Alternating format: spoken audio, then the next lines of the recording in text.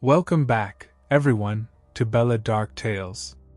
I am so glad you are here with me tonight, because what I have for you this evening is something that genuinely unsettled me when I first read it, and I think it is going to stay with you long after you turn off the lights.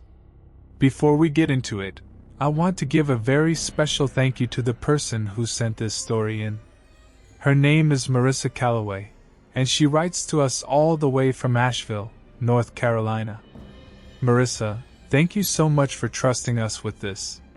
She says, and I am quoting directly from her email here, she says, I need someone to tell this story because the people around me think I imagined it, but I know what I saw, and I know what happened to my brother, and I need the world to understand that some things in this world are not meant to be found. End quote. That right there sent a chill right through me. So let us get into it. Get comfortable. Turn the lights down if you like. And please do not go into any woods alone after this. You have been warned. The summer that everything changed, Marissa was 23 years old, and her brother Daniel was 19. Their family had owned a piece of land in the mountains of western North Carolina for 4 generations. 62 acres of dense forest, a creek that ran cold even in August, and a farmhouse that had been standing since before their great-great-grandfather was born. Every summer of their childhood had been spent on that land. They knew every trail, every hollow, every rock formation, every fallen tree. They knew where the deer bedded down in winter, and where the wild turkeys gathered in the early mornings. They knew the mountain the way most people know their own neighborhoods. Or at least, they thought they did. That summer, the summer Marissa was 23, both of them were home at the same time for the first time in years. Marissa had just finished her master's program at the University of Tennessee and was taking a few weeks to decompress before starting her new job. Daniel had finished his freshman year of college and was planning to spend the whole summer on the property, helping their father fix up the old farmhouse. Their parents were only there on weekends. During the week, it was just the two of them on 62 acres of mountain wilderness, and they thought that sounded like paradise. They had no idea what was waiting for them.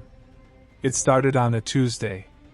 Marissa remembers it being a Tuesday because she had just gotten off the phone with her new employer, confirming her start date, and she had written it down in her planner and noticed what day of the week it was.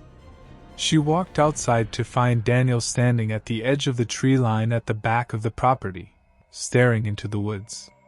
He had his hands in his pockets and his head tilted slightly to one side, the way he always did when something was puzzling him. She called out to him and asked him what he was looking at.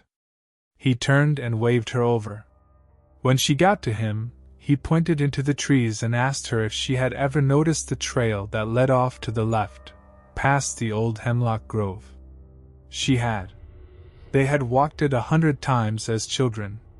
It curved around a ridge and eventually led down to the creek.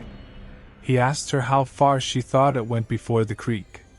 She said maybe a quarter mile, maybe a little more. He shook his head and told her he had walked it that morning and it went further than that. Much further. He said he had walked for nearly 40 minutes and had not reached the creek, but he had found something else. He found a clearing she had never known about, and in the middle of that clearing, there was a door. Marissa laughed. She thought he was joking. A door, she said. Just a door. Standing in the middle of the woods. He nodded, completely serious. He said it was old, weathered wood, set into a stone frame. He said the stones were stacked up like a doorway, maybe 7 feet tall, and the door itself was dark wood with iron hardware, and it was shut tight. He said there was no building attached to it. No walls, no foundation. Just the stone frame and the door, standing alone in the clearing like it had grown there. Now, Marissa is the kind of person who thinks logically about things. She studied environmental science. She believes in evidence and in rational explanations. Her first thought was that someone had built it as an art installation, or that it was some kind of old relic from a structure that had long since collapsed. Mountain people do strange things with their land. She told Daniel as much, and she told him she wanted to go see it. He hesitated. She noticed that. She asked him why he seemed reluctant, and he was quiet for a moment before he said that he had felt wrong when he was near it. Just wrong, he said. Like when you walk into a room and you can tell two people were just arguing in there, except worse. Like a pressure in the air. Like the place did not want you there. But Marissa insisted, and Daniel was 19 and did not want his older sister thinking he was afraid, so he agreed to take her. They went the next morning, early, when the light was good in the forest. Marissa brought her phone to photograph it. They followed the old trail past the hemlock grove, and then it continued on further than she remembered, winding through denser and older trees she did not recognize from her childhood. The underbrush was thick and the air was noticeably cooler in there, and after about 35 minutes of walking, the trees opened up into a circular clearing about 60 feet across. And there it was. Exactly as Daniel had described. A stone frame, stacked dry without mortar, the stones large and flat and very, very old. They were covered in lichen and moss, gray-green and patient, the way old stones look when they have been in a place for a very long time. The door inside the frame was dark wood, nearly black, with iron hinges that had gone rust-red. There was a latch on it, heavy iron, and the door was set into the frame as if it fit there perfectly, no gap at the top or the sides. The whole thing was maybe 7 feet tall and 4 feet wide. And Marissa felt it then too, what Daniel had tried to describe. A pressure. A wrongness. Like the air in that clearing was thicker than it should have been, or like the sound was slightly muffled, as if the clearing existed just a half step outside of the normal world. She took photographs. Lots of them. She walked around the stone frame and found that the back of the door was identical to the front, same dark wood, same iron hardware. The door appeared to open from either side, though there was no handle on the back, only the latch mechanism on the front. She looked at the ground around the base of the stones and found no evidence of any collapsed structure, no old lumber, no bricks, no scatter of rubble. Just roots and leaf litter and the deep quiet of the old-growth forest. She tried to find some historical reference point in her memory and could not. She had played in these woods as a child for years and years. She had never known about this clearing, and she had certainly never seen this door. They went home and she researched the property records that evening. Their family had purchased the land in 1923. Before that it had belonged to a man named Ezra Holst, who had purchased it in 1891. Before that, the records got complicated, as rural mountain land records from the 1800s often do. She found a reference to a homestead on the property in an 1867 county survey, but no details, no name, no structure description. She found nothing that would explain a freestanding stone doorframe in the middle of 62 acres of wilderness. She also searched online for the photographs she had taken. She ran reverse image searches, looked through architectural databases, searched for folk art installations in the region, searched for local legends about unusual structures in the Asheville area mountains. She found nothing that matched.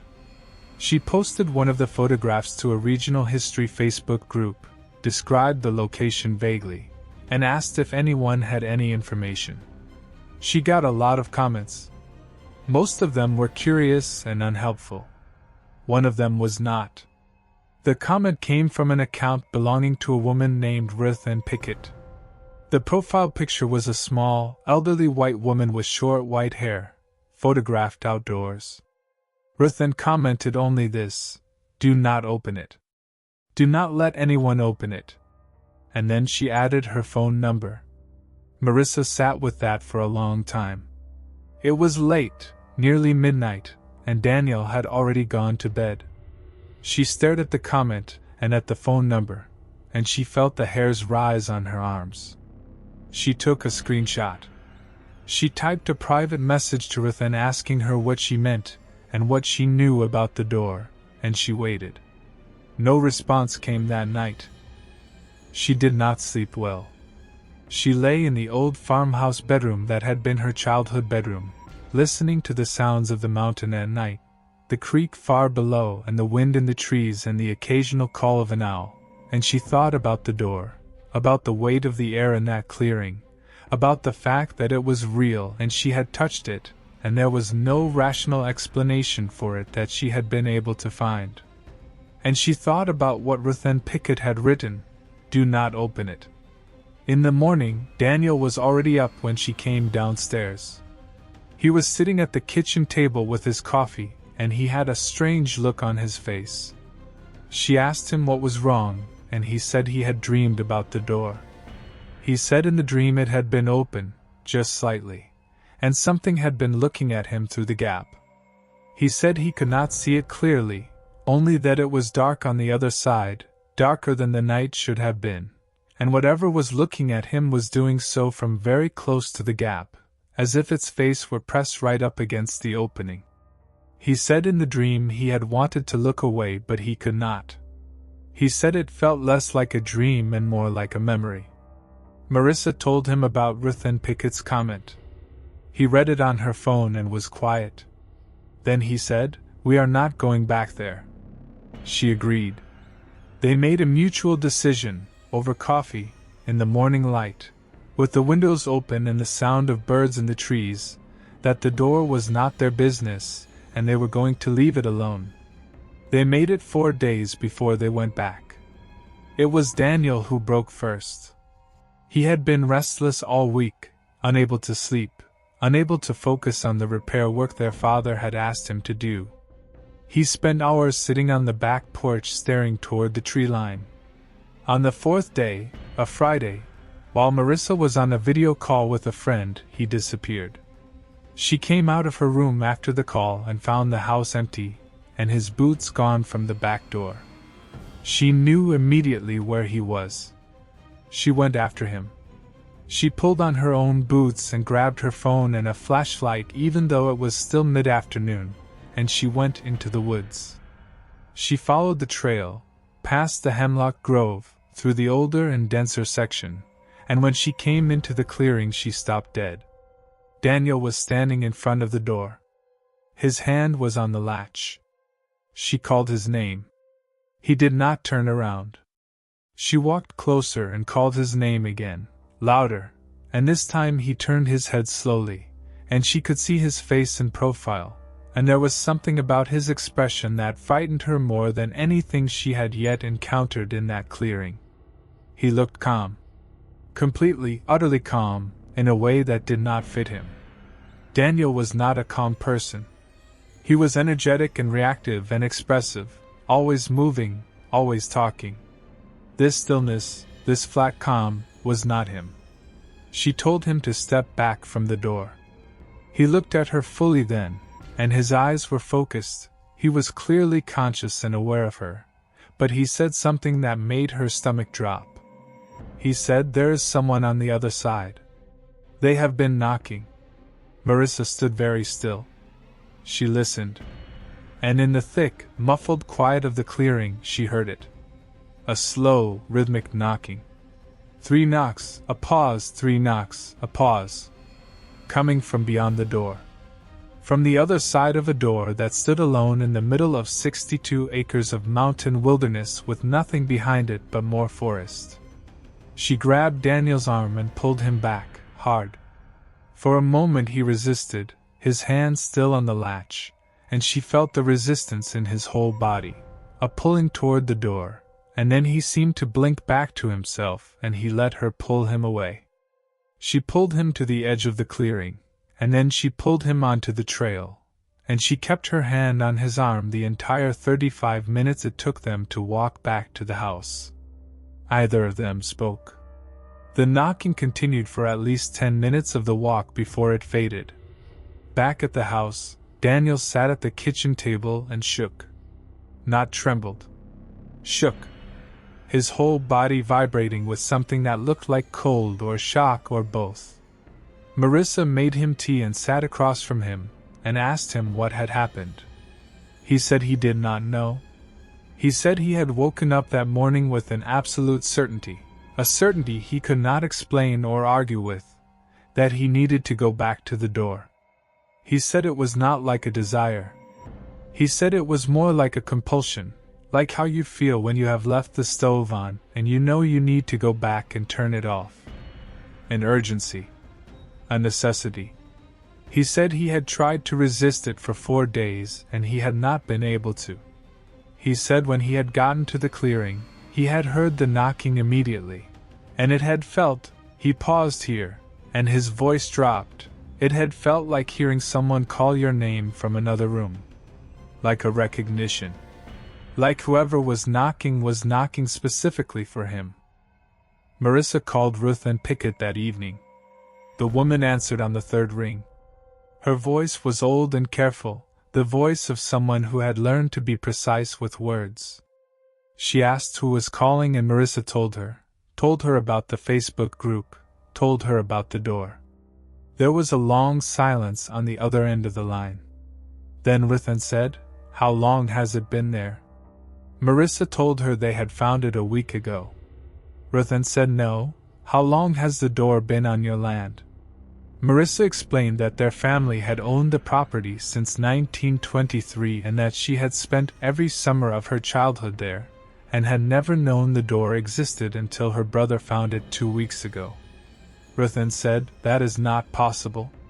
That door has been on that land for more than 100 years. Someone in your family should have known about it. Someone in your family should have warned you." Marissa asked her what she knew about the door. Ruthanne was quiet for what felt like a very long time. Then she said, "My grandmother grew up in those mountains. Her grandmother before her grew up in those mountains. And the story has been passed down in my family for as long as anyone can remember. The door was there before any white family owned that land.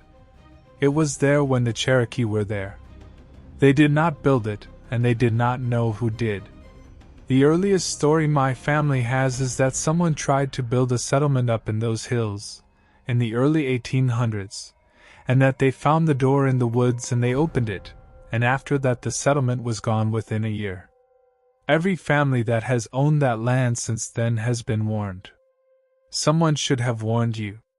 Marissa asked what happened when you opened it. Ruthanne said, "Things come through?" She asked what kind of things. Ruthanne said she did not know exactly, that her grandmother had described them as shadows that wore the shapes of the missing, shadows that looked like people you were looking for, people who had been lost. She said the people in the settlement had opened the door and things had come through and had looked like their family members who had died on the journey over the mountains, and they had let the things inside their homes, and by spring the settlement was empty. No bodies. No blood. No sign of struggle. Just empty homes and the door standing open in the woods.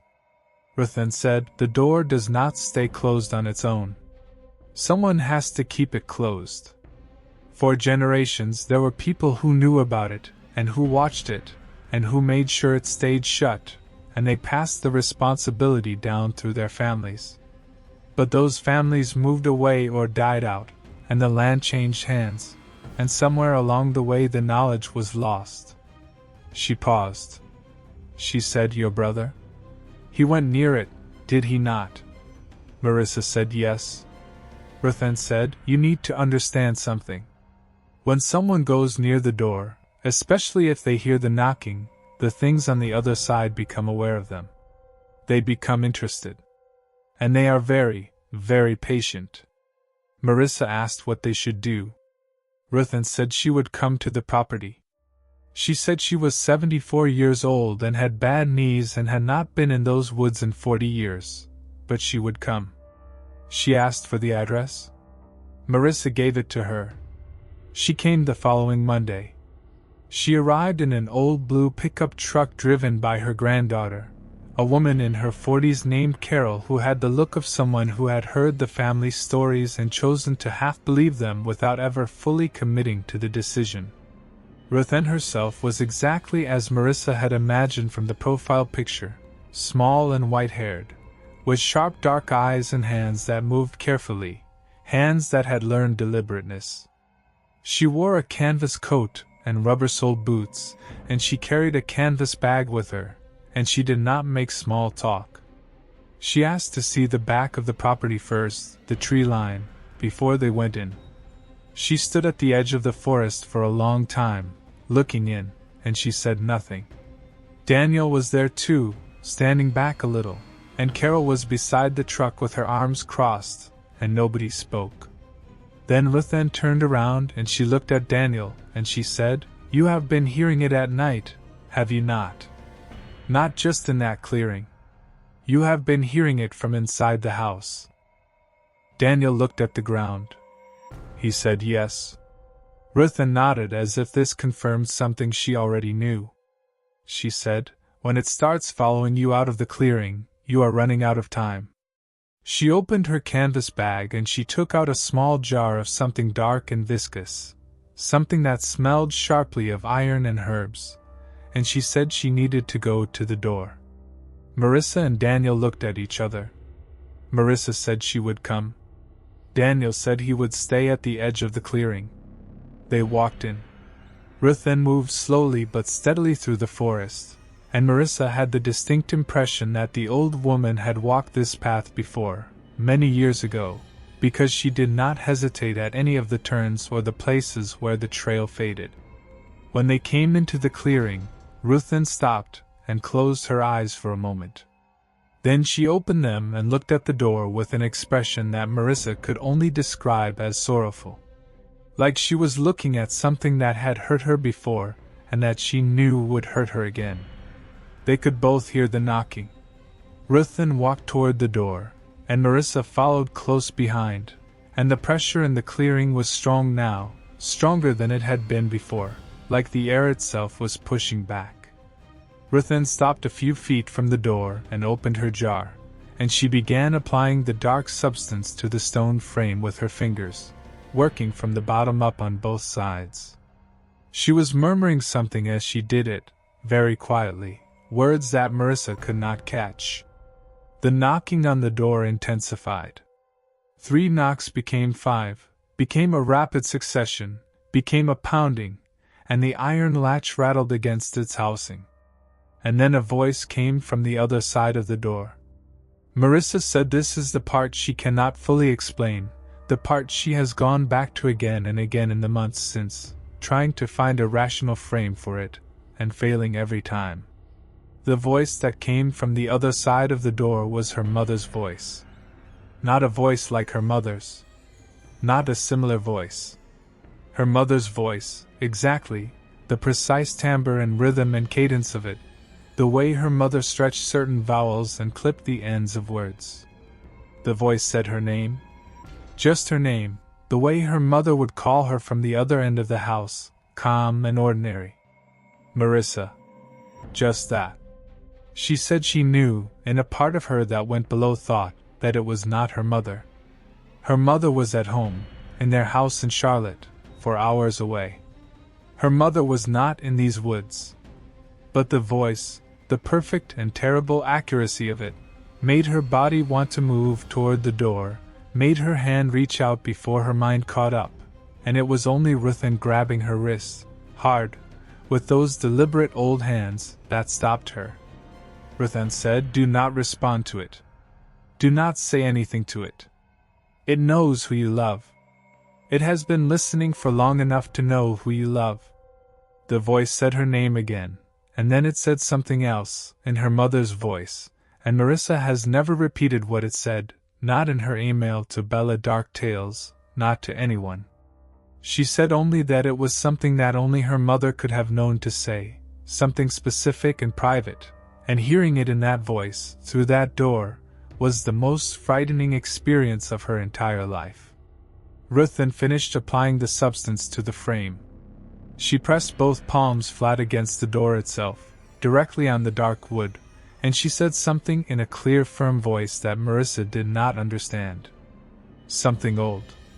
Not English, not Cherokee, nothing she had ever heard before. The pounding stopped. The voice stopped. The air in the clearing changed, the pressure lifting slightly, like when a storm finally breaks and the barometric pressure evens out. Ruthanne took her hands off the door and stepped back, and she breathed out a long, slow breath. She told Marissa that the seal she had applied would hold for a while. She said a while was not forever. She said the problem was that without someone actively maintaining the knowledge of what the door was and watching it, the seals always eventually failed, and the things inside always eventually found another way to call to someone. She said the ideal solution was for the land to be sold to someone who knew what they were dealing with, or for the door itself to be destroyed, but that destroying the door was not as simple as it sounded. She said her family had been part of a loose network of people who maintained such places where the boundary between this world and whatever lay behind that door had worn thin, and that network had largely dissolved over the decades, and she was one of the last people she knew who still held the old knowledge. They walked back out of the clearing and found Daniel sitting on a rock at the trail edge, knees pulled up to his chest, looking pale. He said the knocking had stopped. Ruthanne looked at him with that same sorrowful expression, and told him that he needed to stay off the property until she could arrange for someone to come and do a more permanent treatment. She told him the interest of the things inside did not end just because the door was sealed again. She said when something behind the door becomes interested in a person, that interest has a reach. She said he might continue to hear things. He might see things. She said the most important thing was that he not engage with anything that seemed familiar but wrong. Anything that behaved like someone he knew but something about it did not feel right. He was to ignore it entirely. He was not to speak to it, not to follow it, and not under any circumstances to go back to that clearing. Daniel said he understood. Ruthanne looked at him for a long moment, as if she were measuring him, and then she nodded. Marissa drove them both back to the farmhouse and had coffee and sat with Ruthanne for another hour, asking questions. Some of the questions Ruthanne answered. Some she deflected, saying only that there were things better not named. She left her phone number again and asked Marissa to call her if anything changed. For 3 days things were quiet. Marissa let herself begin to breathe again. Daniel seemed better, more like himself, less restless. He slept through the night on Tuesday and Wednesday, which he had not managed in nearly 2 weeks. They fell back into the routine of the summer, fixing things around the farmhouse, cooking dinner together, watching movies on the laptop in the evenings. Their parents came up on Friday evening and the 4 of them had a good weekend together, barbecuing on the back porch and playing cards and talking about ordinary things. Marissa did not tell her parents about the door. She did not know how. Her parents left Sunday evening. Sunday night, Marissa woke at 3 in the morning to the sound of the back door opening. She lay in bed and listened and heard footsteps on the back porch, and then the creak of the porch steps, and then nothing. She got up and looked out her bedroom window, which faced the back of the property, and she saw Daniel walking toward the tree line. He was dressed, jeans and a shirt and his boots, as if he had gotten up and dressed deliberately.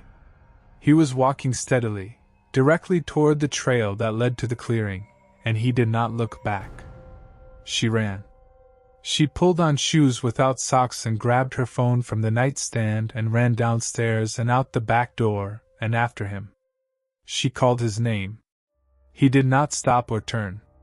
She ran faster and caught up to him at the edge of the trees, and she grabbed his shoulder and spun him around, and his face in the moonlight was that same wrong calm, that flat stillness that was not him, and his eyes were open but not quite focused on her, or not quite focused on this world. She grabbed both his arms and shook him and said his name over and over, loudly, and after a long and terrifying moment he blinked, and the flatness shifted, and something behind his eyes returned, and he looked at her with confusion, and then with fear. He asked her what was happening. She said she was going to tell him exactly what was happening. She said they were going back inside right now, and she was calling Ruthanne Pickett in the morning regardless of the hour. She kept him talking all the way back inside. She made him sit at the kitchen table, and she made coffee, and she asked him what he remembered of the last hour. He said he remembered going to bed. He remembered lying in the dark, not quite asleep, and then he remembered standing at the tree line with her hand on his shoulder. He did not remember getting up or getting dressed or crossing the yard. He said the last clear thought he had before the blank was of the clearing. He said it had come to him like a dream image, very clear and vivid, the clearing in the moonlight, the stone door frame, the dark wood of the door. And the door had been open. She called Ruthanne at 6 in the morning.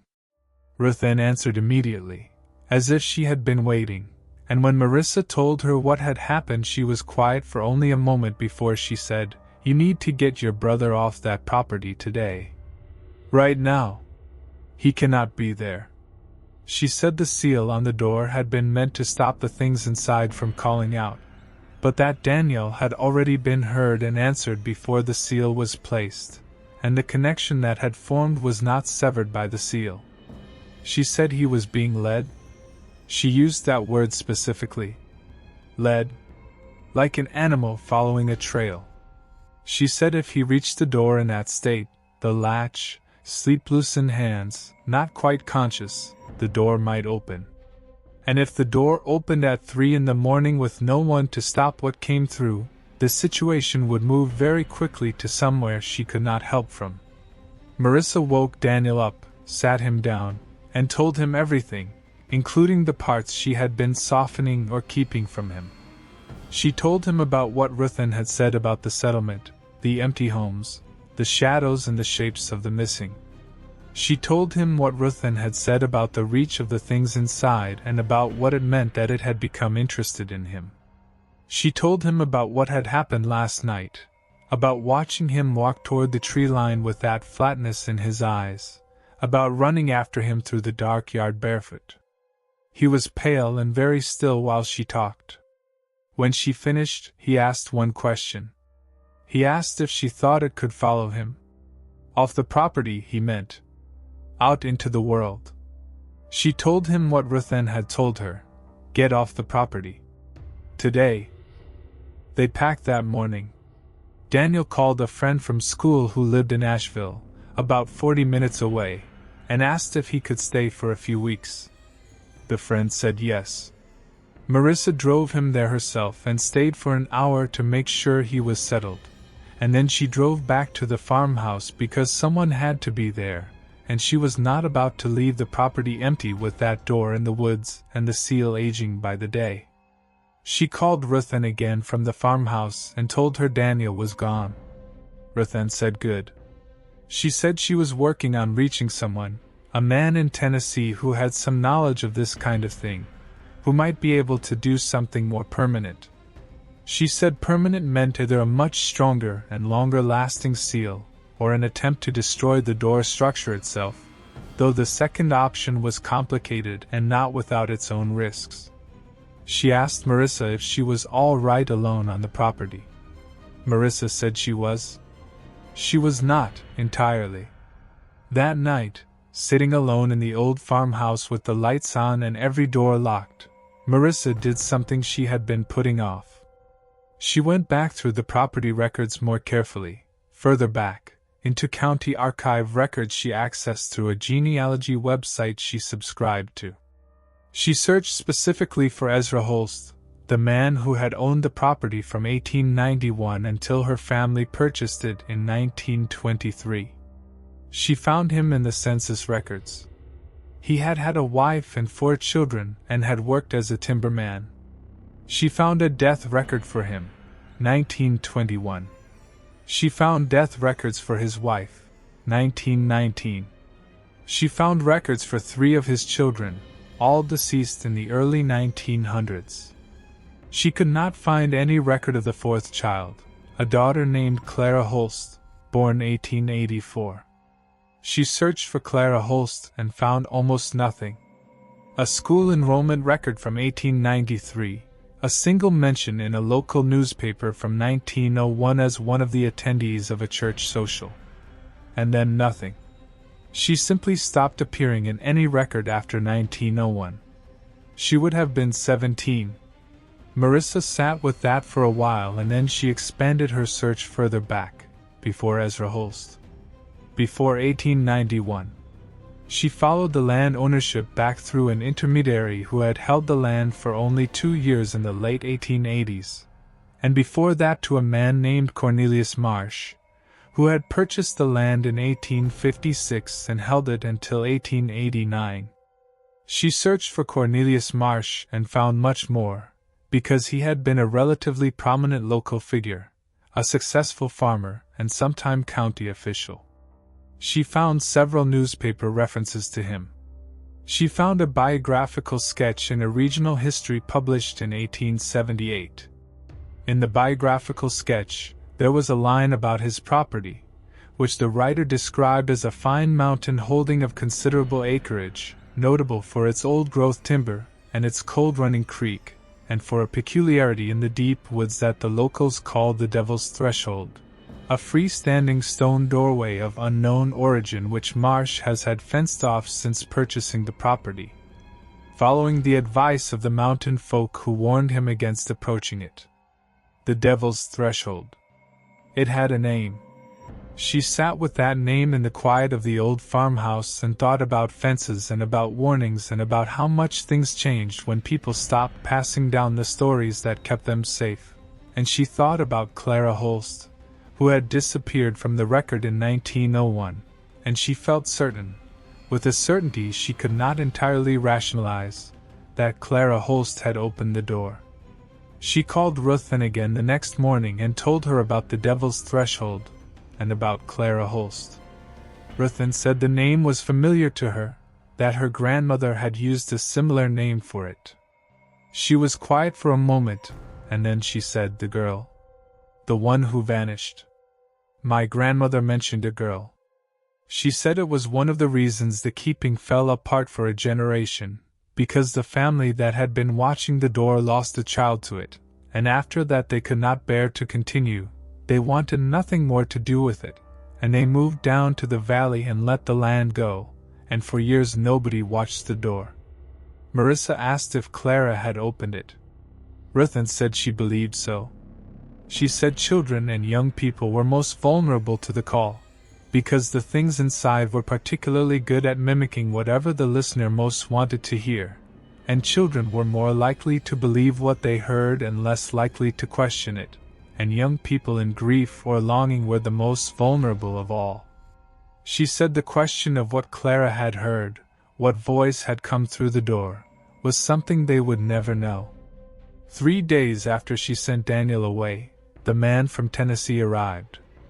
His name was Roy Demarest, and he was in his 60s, heavy-set and quiet, with the kind of stillness that read not as passivity but as deep self-possession.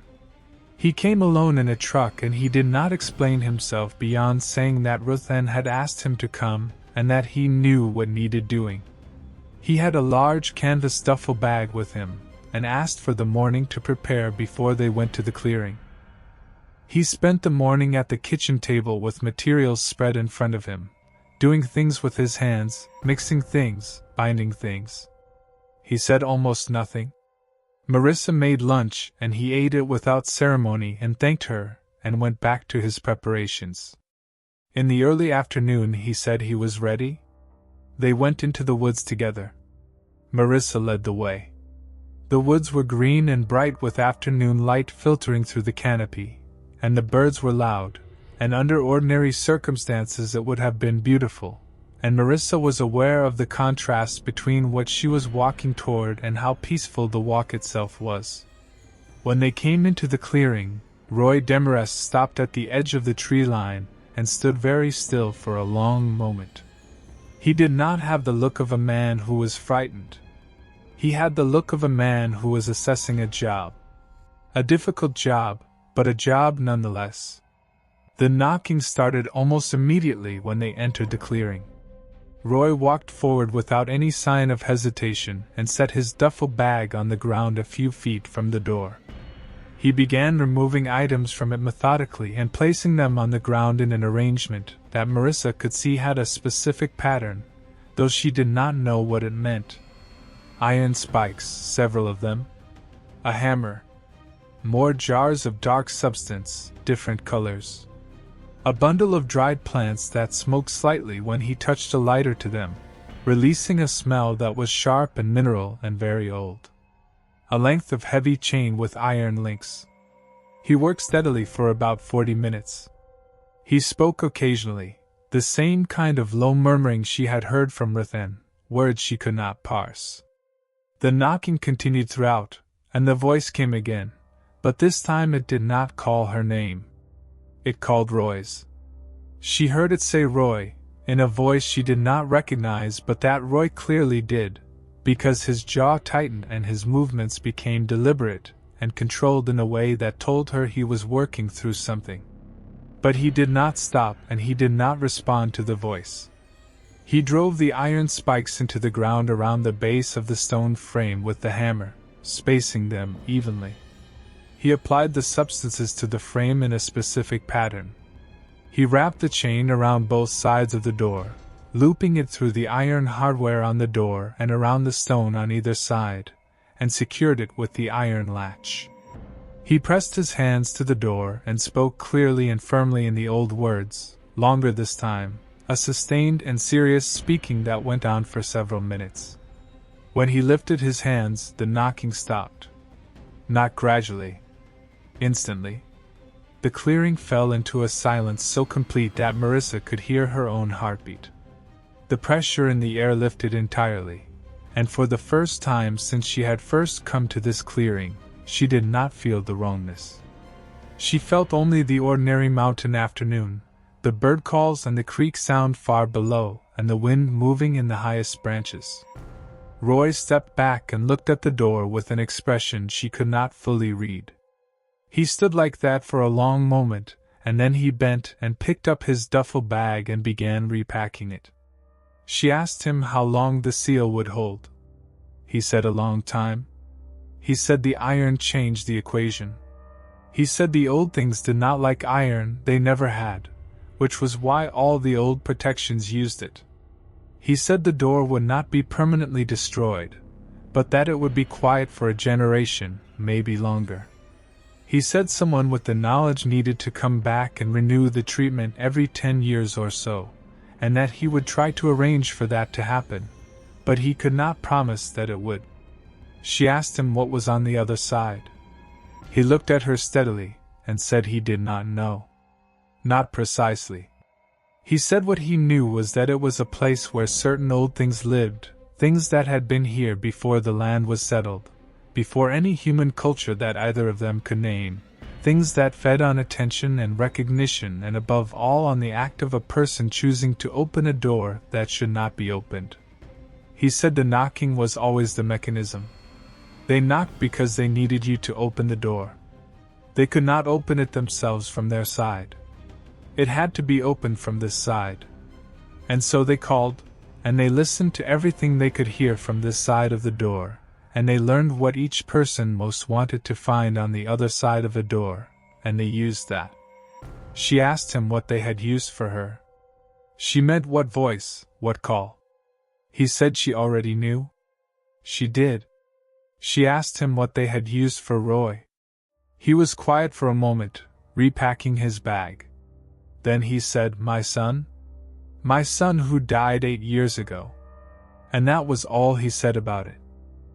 They walked back through the forest together, and the forest felt lighter somehow, or she felt lighter in it, and the bird calls seemed louder and more real than they had in weeks.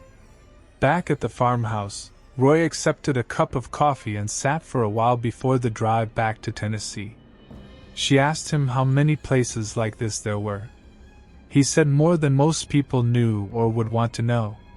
He said most of them were in quiet places, far from population centers, because the old things had been pushed to the margins over the centuries as cities and roads and electricity and the noise of modern life had covered the old ground.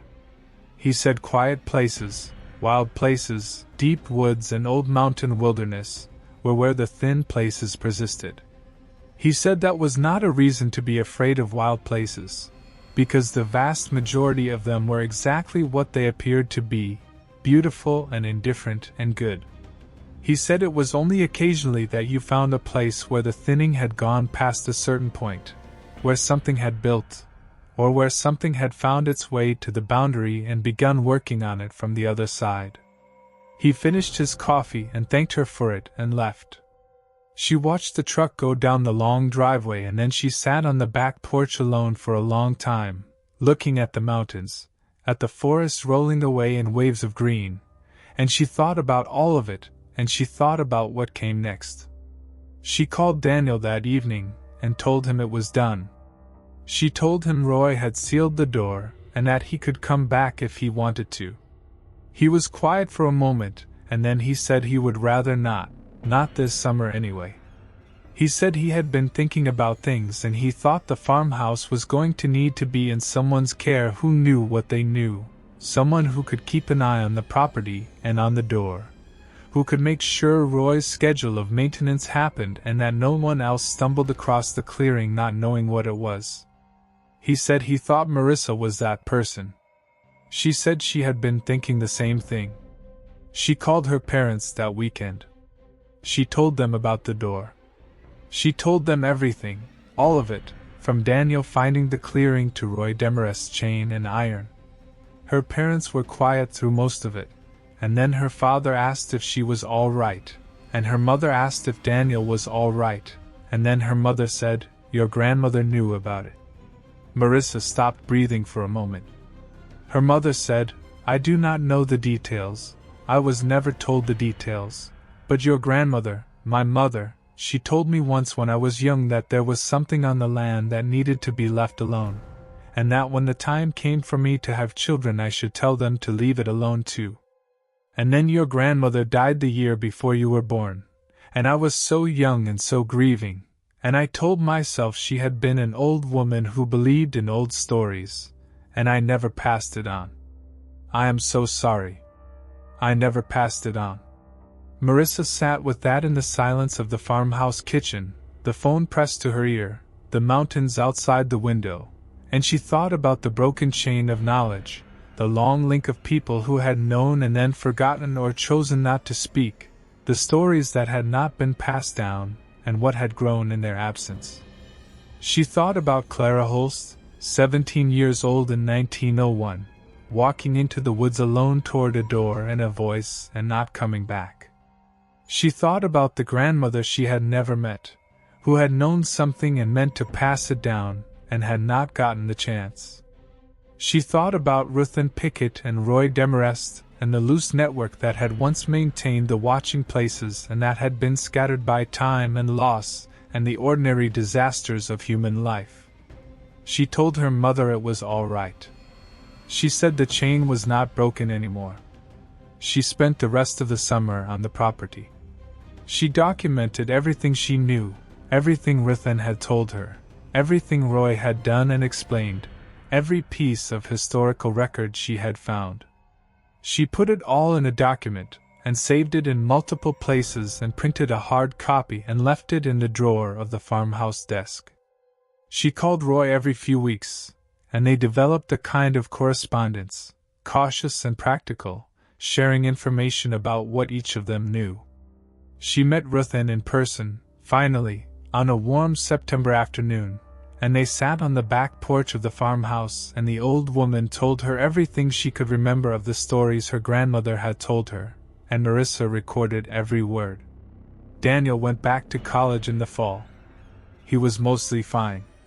He said mostly because for about 3 months after the summer he sometimes heard, in the space between sleeping and waking, a distant knocking, 3 knocks and a pause, very faint, like something heard from a great distance through dense walls. He always woke himself up when it started and got up and turned on a light, and made tea or water and sat with it until it faded. By November it had stopped completely. He has not heard it since. Marissa still goes to the property. She is there most summers, and she checks the clearing every time, always with someone else present, never alone. The door is still there, still chained, still sealed with Roy's treatment. The clearing is still strange, still carries that particular quality of compressed air, the thickness and the quiet. But the door does not knock. Not anymore. She wrote in her email that she is not sure she believes in whatever is behind that door in any framework she was raised with, any religious or scientific framework. She said she is not sure what the right word is for what is on the other side, and she has stopped trying to find one. She said what she does believe in, what she knows with the certainty of someone who has stood in that clearing and heard her mother's voice come from the other side of a door that should not exist, is that there are places in this world where the ordinary rules are thin, and that those places need to be watched, and that the watching matters. She said the watching is a form of care. Care for the land and care for the people who live near it, and care for the knowledge that keeps them safe. And she said one more thing in her email, right at the end, that I want to read to you directly. She said, "If you have land in your family, old land, mountain land or deep woods or any piece of the wild that has been in your family for generations, and there is a story your grandparents hinted at but never finished, or a place you were told as a child to stay away from without being given a reason, or something that felt wrong in a way you could not explain, please do not dismiss it. The stories are passed down for reasons. Even when they sound like superstition, even when they sound like the fearfulness of another era, there are reasons. Ask the old people in your family what they knew. Ask them while you still can. That, my friends, is the story of the door in the woods that was never supposed to open. And I have to be honest with you, because this is what I do on this channel. I am going to be straight with you right now. When I read that final paragraph of Marissa's email for the first time, I had to put my phone down and sit for a minute. Because I think there is something profoundly true in what she is saying, and it goes beyond the horror of the story itself. The scariest thing in this whole account, and there are many frightening things in it, the scariest thing to me is the broken chain. The grandmother who knew and did not pass it on. The family that moved to the valley and refused to speak of the door anymore. The network of watchers that dissolved over time. The knowledge that was lost not through any dramatic catastrophe but through ordinary grief and ordinary silence and ordinary forgetting. That is the kind of horror that does not require a monster. That is the kind of horror that happens in every family, in every generation, in every culture that stops telling its stories. And sometimes the consequences of that silence are not supernatural at all, and sometimes, if Marissa Calloway is to be believed, and I find that I do believe her, sometimes the consequences are something much older and much stranger and much closer than we would like to think. I want to say thank you again to Marissa for trusting us with this story. I hope the telling of it brings her some measure of peace. And I hope that wherever you are a little more careful tonight about what you dismiss as old superstition, and a little more curious about the stories your family has not quite finished telling. If this story reached you and made you feel something, I would ask you to share it. Send it to someone who appreciates a good real encounter story, someone who likes to think about the edges of the world they know. And if you have not yet subscribed to Bella Dark Tales, please do, because we are here every week with stories like this one, stories from real people in real places about real things that do not fit neatly into the world as most of us have been taught to understand it. Leave a comment below, and tell me what you thought of this one. Tell me if it reminded you of something in your own life, a place that felt wrong, a warning you were given, a story that was never quite finished. I read every comment, and I love hearing from you. And if you have a story of your own, something you have experienced or witnessed or survived, something that you need to tell, please send it to us at belladarktales@gmail.com. Marissa's story came to us through that email address, and so do all the stories that find their way to this channel. We protect the identities of our contributors, and we treat every story with the care and the seriousness it deserves. Whatever you have been through, whatever door you have stood in front of, or whatever knocking you have heard in the dark, we want to hear it. Stay safe out there, everyone. Lock your doors tonight. And if you are anywhere near an old forest, anywhere near land that has been wild and quiet for a very long time, maybe just stay inside. Just for tonight. This has been Bella Dark Tales. I will see you in the dark.